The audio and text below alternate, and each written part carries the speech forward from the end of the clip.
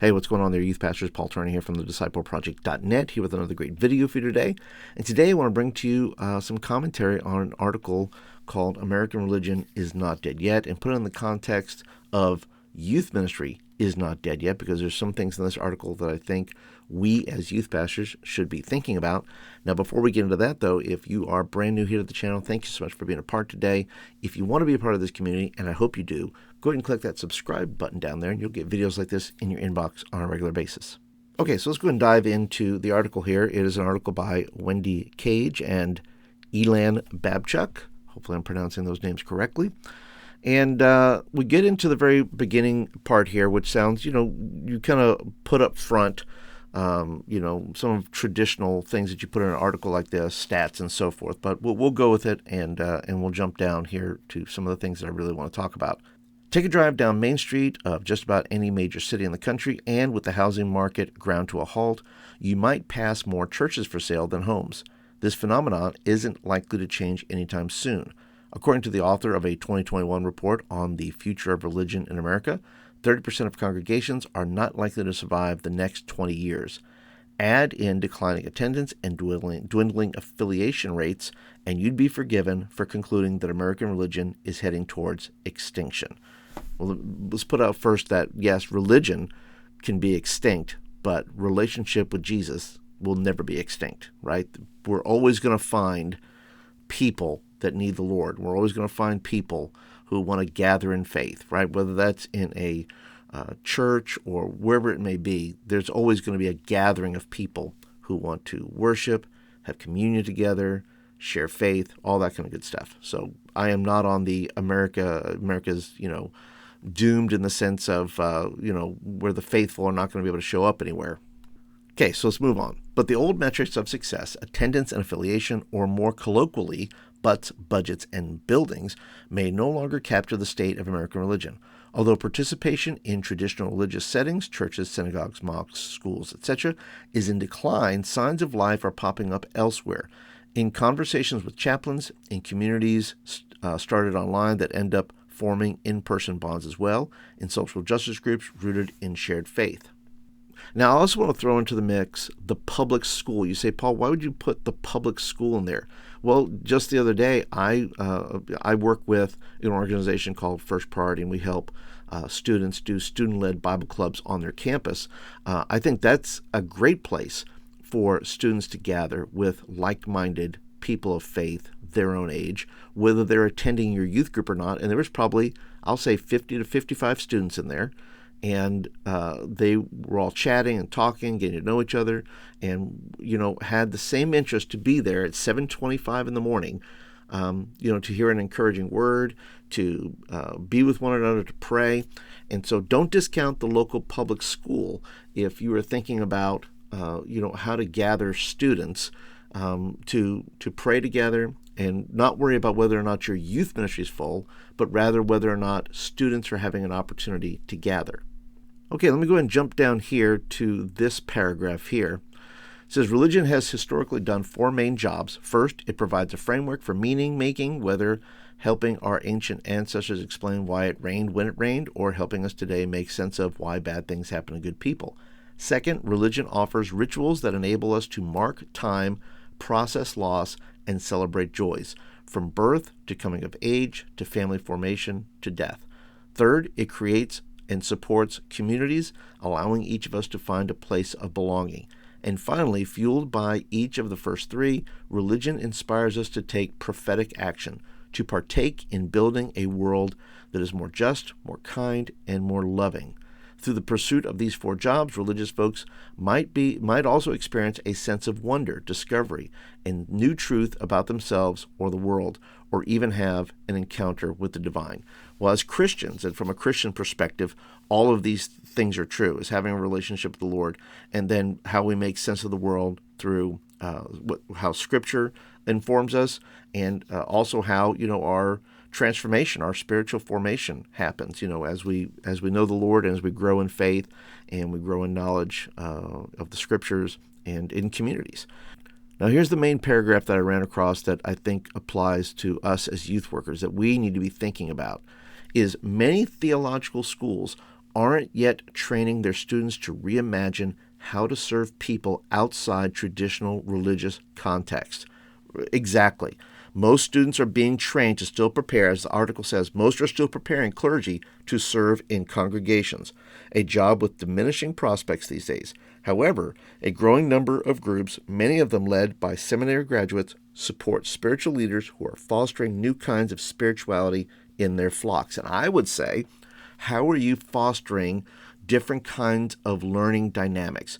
Whereas your pastor, your board, whoever that may be, is judging you on the numbers that are showing up, first of all, I think the judgment needs to change, right? The bar somehow needs to be moved in regards to how you are engaging community, how you are engaging students, whether that's online, whether that's in person, whether that's through different serving communities, whatever that may be. That metric has to change. Because if it doesn't, you're just going to be frustrated beyond belief as a youth pastor, and your pastor's frustrated, and so forth. The question you have to ask yourself then is, how am I engaging my community? What are some different ways that I'm building these little pockets of community? Like I said earlier, maybe it's on your school campus. Maybe students are doing student-led Bible studies, and you're helping facilitate that through training them. Maybe you're creating a grief group for teenagers. Maybe you're doing a celebrate recovery group for young people, and you can get training for those things. But there has to be a better way to engage community, because if we're still looking at the same 10 to 12 students every week, and nothing wrong with that. I have 10 to 12 students every week, but I'm always looking for new ways to engage, always looking for new ways to branch out beyond the core youth group, because there's people in the communities who are never going to come to our church. They're never going to come to the youth group, but they still have those same questions of, why am I here? What is going on? I'm looking for hope. How can I find this without going to the local youth group for 1 hour? And, that's our role as youth pastors, to be able to help facilitate that in some way, to offer ourselves to our communities, offer ourselves and say, hey, I'm here. What would you like to do? How can we put this together? Maybe it's a dinner club at the Waffle House, and say, look, if you're a teenager, I'll buy your dinner at Waffle House tonight. Just put it out there, post it, tag your city, tag, whatever it may be, your community, and say, look, dinner's on me, Waffle House. Come get yourself a free waffle, and we'll talk. Okay, let's go ahead and scroll down here. It says the Glean Network, of which Elon is the founding director, and incubated more than 100 faith-rooted ventures over the past 7 years through its partnership with Columbia Business School. Some of these programs focus on meaning-making, many on building communities, and other on creative rituals, and still others on answering a prophetic call. The Chaplaincy Innovation Lab brings chaplains traditionally siloed in the settings where they work, healthcare, the military, higher education, prisons, into a broader learning community. More than 4,000 chaplains belong to the lab's private Facebook group, what we believe to be the largest virtual gathering of chaplains in the world, sharing advice, insights, and improvisational rituals from around the globe. These networks and growing number of others equip spiritual leaders from a broad range of faith traditions to do their best work, and challenge theological schools to make their education more responsive, expansive, accessible, and practical. And that maybe goes to what you, the youth worker, need to do. Maybe you need to become a certified chaplain. Take your degree, go ahead and there's a chaplaincy test, I think, and all that. Go to your local hospital and say, hey, look, I would like to be a chaplain. I would like to be a chaplain in the prison system. I'd like to be a chaplain in juvenile hall. I'd like to be a chaplain here or there, wherever that may be. Because if you're not growing, if you're still banking on the traditional method of gathering students in your youth group every week and trying to build that to its maximum peak, I don't think things are in our favor in that.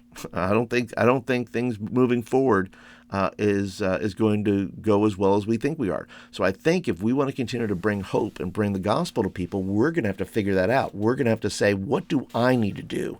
What do I need to do to then branch out? Not just how do I figure out a better program, not just what's the next fun thing I can do, but what can I do professionally to then put myself in key locations to continue to bring the gospel to those who need to hear it most. The article continues, this swell of spiritual creativity comes at a time when Americans seem to need it most. We are more lonely, more divided, less hopeful, and less trusting in previous decades. And while there is much to celebrate as these new offerings take shape, their growth comes alongside an unprecedented decline in religious affiliation, which does entail losing some of the things that are unlikely to be replaced by these creative efforts. We are witnessing a tectonic shift in the landscape of American religious life. Putnam was right when he declared a decade ago that religious disaffiliation has the potential for completely transforming American society, but he also predicted that it has the potential for just eliminating religion, and we beg to differ. Before we conclude that this transformation is solely about decline, let us make sure we're looking at it all in all the right places. Could not agree more with that. I don't think it's about decline. I think it's about shifting. I think it's about the change. I think it's about a cycle. I think it's about moving things. The things are moving around, and God is moving things around so that more people can be reached. With the gospel, more people can be reached when we start figuring out that it can't just be about the Wednesday night. It can't just be about the Sunday morning. It can't just be about these times, dates, and so forth when, as a youth worker and as a pastor, you have opportunities to be outside that congregation, outside those walls, whether it's online or whether it's down at the Waffle House or down at your local school campus or wherever it is, and finding meaningful ways to enact conversations with people or to create communities that will attract people in a different way. People are looking for meaning, looking for hope, looking for community, all those things. And those are things that we can do as youth pastors. Instead of sitting in our office preparing the next message for our next 2 hours, why not get on and just engage people in your community, whether it's through Instagram, and just, look up hashtags about your community and see what people are saying, and just ask questions. Be curious. Be curious about your community and find out where the best places to go, the best places in your city that need you to show up, and not just on the Wednesday night, not just on the Sunday morning, but need your attention in other places so that you can become the best youth worker you can be. All right, but hey, listen, I'd love your comments. What do you think about the article? What do you think about schools not teaching new innovative processes? What do you think about using your time in other ways other than building that Wednesday night? What do you think about having a discussion with your pastor and your team to say, what are the best ways and best uses of my time so I can reach more people with the gospel, rather than saying, how do we do all this just to build this thing that we're trying to build here? How do we branch out more and become more innovative and bringing the truth and building community and doing all those things? Yes, it may, come back and say, yes, it may build our congregation, but at the end of the day, it's not going to be about building our congregation. It is going to be about sharing the love of God with as many people as we possibly can. All right, guys, and that's it for today. Appreciate your time today. If you like this video, go and click that thumbs up button. That tells me you do like it and you want more of them. And I look forward to all your comments down below. That's it for today, and I'll catch you guys in the next one.